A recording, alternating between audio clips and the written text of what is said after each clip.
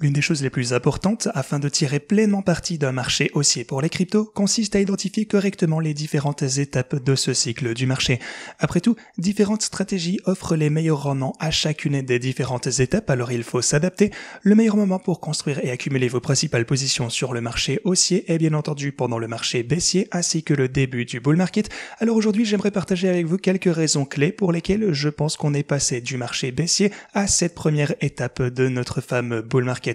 Il y a bien sûr certaines personnes qui soutiennent toujours la théorie que le marché baissier n'est pas encore terminé et que le Bitcoin atteindra de nouveaux creux de bottom, mais je pense que lorsqu'on examine attentivement le scénario du marché actuellement dans son ensemble, il existe tout de même un argument très convaincant pour dire que la crypto est déjà en train de passer à la prochaine étape de son cycle. Alors avant d'entrer dans les raisons exactes, assurez-vous de vous abonner ainsi que d'activer la cloche afin de ne pas manquer d'autres vidéos comme celle-ci à l'avenir ainsi que tout le reste du contenu que je publie ici sur cette chaîne. Ok, alors ceci étant dit, restez dans le coin, ça risque d'être intéressant. Pour commencer, on approche déjà lentement de ce qui est traditionnellement le catalyseur haussier le plus célèbre et le plus utilisé dans les théories, à savoir bien sûr le halving du Bitcoin. Il y a eu 3 halvings auparavant et chacune de ces occasions a été suivie d'un cycle haussier énorme pour le Bitcoin ainsi que pour le reste des cryptos. Bien que certaines personnes puissent se demander pourquoi exactement cette fameuse réduction de moitié, cette halving a cet effet, à ce stade il s'agit probablement d'une prophétie autoréalisatrice. Tout le monde a déjà vu les gars qui ont suivi après les halvings précédents et donc on ne voudra pas les manquer cette fois-ci non plus,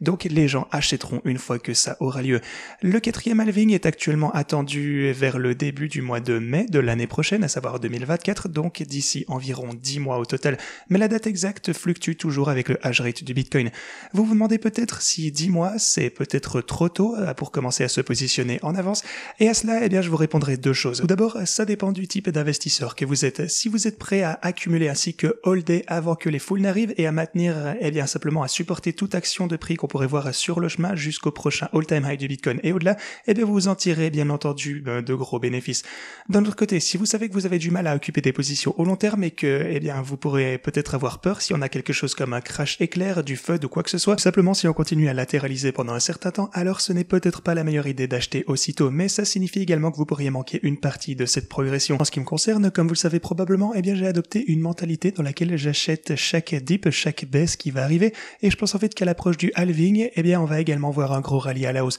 Voilà donc pour ce qui est de ma stratégie, donc j'y crois dur comme fer forcément, et c'est pour ça que ça fait déjà un moment que je prends position afin de m'y préparer. Pour mettre les choses en perspective, si vous achetiez un jeton, une crypto à 1$ et qu'elle passe à 10$, alors bien sûr vous faites 1 x 10. Mais si vous attendez et achetez à 2$ lorsque les choses sont plus clairement bullish, vos gains jusqu'aux 10$ sont réduites de moitié à seulement 1 x 5. Alors avec des grosses sommes, c'est une différence énorme. Qu'il en soit, ensuite on peut jeter un coup d'œil à une poignée de métriques, de mesures on-chain qui indiquent que le Bitcoin est en train de quitter le bear market et se dirige vers le prochain bull market. Tout d'abord, on a ce graphique, des chutes de plafond réalisées par Bitcoin qui mesure essentiellement la profondeur du marché baissier du bear market. Comme vous pouvez le voir, celui-ci a été de taille assez standard et se rétablit déjà à un rythme similaire à celui des rythmes précédents, donc tout va bien. Un autre signe que le marché baissier est terminé, c'est que le Bitcoin a récupéré le niveau de prix réalisé ajusté et l'a déjà retesté comme support et a ensuite rebondi. Le prix ajusté réalisé est une mesure, une métrique qui suit à la base le coût du Bitcoin, ce qui signifie que lorsque le prix est inférieur, les pièces sont en moyenne holdées à perte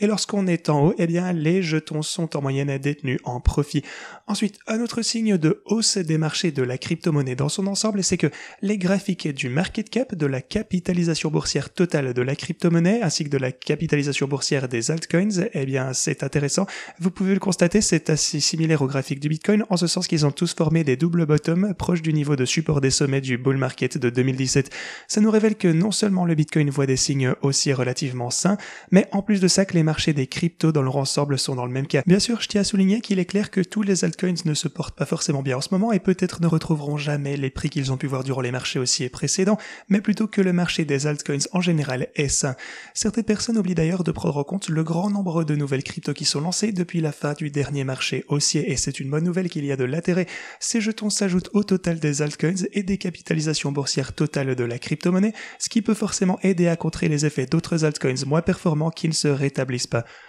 Avant de poursuivre, si jamais on examine la dominance du Bitcoin, eh bien, ça nous montre également des schémas, des patterns similaires au début des marchés haussiers précédents. Regardez ici, par exemple, lors du bear market, du marché baissier de 2018 ainsi que 2019, la dominance du Bitcoin a augmenté régulièrement alors que le Bitcoin, lui, était en train de surperformer par rapport au reste du marché. On peut voir le même modèle de croissance régulière et même tout au long de cette année en fait. La raison principale pour laquelle il n'est pas plus élevé, et c'est ce que je viens de mentionner en fait avec plus d'altcoins maintenant. Ensuite, on a l'énorme croissance de l'intérêt de la TradFi, des entités financières traditionnelles, avec par exemple les candidatures de BlackRock, Fidelity et d'autres ETF dont on a déjà longuement discuté à plusieurs reprises sur la chaîne, ce qui pourrait ouvrir la porte à des milliards et des milliards de dollars qui entrent dans le Bitcoin et ouvre la voie à d'autres jetons tels que par exemple l'Ethereum qui pourraient être adoptés par les institutions. Chaque bull market a besoin d'une sorte d'étincelle pour vraiment le faire démarrer et il semblerait que cette fois-ci, les géants du système financier traditionnel entrent enfin sur les marchés des cryptos et c'est une bonne nouvelle. En parlant de ça, si vous n'avez pas regardé mes quelques dernières vidéos, dont celle sur la façon dont BlackRock incitera spécifiquement ses conseillers à canaliser des milliards ou même des milliards de dollars dans le Bitcoin, alors vous devriez certainement aller la visionner après cette dernière vidéo car elle vous aidera à expliquer à quel point leur effet sur un marché peut être dingue lorsqu'ils y entrent et commencent à proposer de nouveaux produits tels que ici leur ETF Spot Bitcoin qu'ils proposent. Alors qu'on est sur le sujet des marchés traditionnels d'ailleurs, il est également important de mentionner que le cycle de resserrement quantitatif de la Fed est à peu près en train de toucher à son terme. Ils ont donc à nouveau relevé les taux lors de la réunion du FOMC de cette semaine, mais pour eux il était beaucoup plus ouvert à discuter de la chute des taux alors que ça n'était pas le cas par le passé. Il a surtout écarté les questions à leur sujet comme étant trop tôt. Cette fois, il a déclaré que même s'il n'y avait pas de baisse de taux en 2023, plusieurs responsables s'attendent à ce que ça ne commence relativement tôt en 2024, ce qui signifie qu'on pourrait avoir le retour des taux un petit peu plus bas et la pression d'argent qui coïnciderait bien entendu avec le halving et même l'approbation de l'ETF Bitcoin Spot. Ça dépendra simplement s'il est retardé ou non. Ok, donc avec tous ces facteurs à l'esprit, j'espère que vous comprenez mieux pourquoi je pense qu'on est entré dans la prochaine phase du cycle du marché haussier des crypto-monnaies et qu'il faut se préparer en conséquence. Alors, si vous ressentez la même chose, on pourrait profiter ensemble du bull market à venir lorsqu'il arrivera pleinement. J'aimerais aussi vous donner un petit mot d'encouragement car, en tant que rapide coup d'œil sur le graphique du Bitcoin, ça pourra vous dire la même chose, le chemin vers et à travers un marché haussier n'est pas facile. Des dips, des chutes de 20% et même plus ne sont pas rares pour le Bitcoin et ça ne fera pas exception et les altcoins peuvent voir des mouvements encore plus importants. Il est donc plus que jamais essentiel de gérer votre risque car c'est la dernière chose que vous voulez voir se produire vraiment, c'est que le marché arrive pleinement et que vous ayez perdu votre capital de trading et d'investissement en l'attendant. Ceci étant dit, une dernière chose dont j'aimerais vous parler aujourd'hui est le sponsor de cette vidéo et c'est un projet très prometteur incubé par Ubisoft qui en est encore à ses débuts. Il s'agit de My Lovely Planet, un jeu Web3 conçu à la fois pour être amusant ainsi que protéger l'environnement, ce qui est toujours plus important que jamais, un concept qui n'a pas été implémenté dans le jeu Web3 ou même Web2 auparavant. Les joueurs prendront le personnage d'un petit animal sur une île au milieu d'un océan et ils devront gagner des graines afin de faire évoluer leur île. Cependant, comme vous pourriez vous en douter, il y a une difficulté et c'est que les actions des joueurs dans le jeu sont reproduites dans le monde réel. Lorsqu'ils plantent des arbres dans le jeu, l'équipe plantera des arbres dans le monde réel en reversant 15% des revenus à des ONG qui prennent des mesures environnementales efficaces telles que Eden Reforestation ainsi que Sea Shepherd.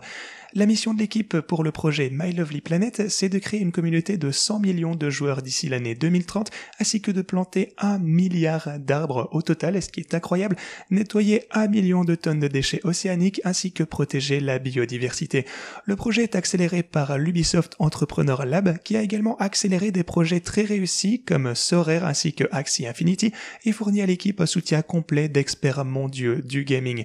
Le projet a même déjà remporté le concours international Unity for Humanity et le jeu lui-même est disponible dès maintenant en version bêta sur l'App Store ainsi que le Play Store et a déjà une note extrêmement élevée de 4,5 sur 5. La version incomplète arrivera d'ici fin juillet, donc relativement bientôt, et ce sera encore mieux. Le projet a également déjà une grosse communauté de support avec 520 000 abonnés sur TikTok. Alors, pour passer à une autre chose, le bilan des fondateurs de son côté est extrêmement impressionnant. Clément Lebras est diplômé de Mines Paris Tech Facebook et a créé le moteur de recherche Lilo.org comme sa première startup qui compte de manière impressionnante 6 millions d'utilisateurs mensuels, génère 10 millions d'euros de revenus et en envoie 5 millions à des ONG.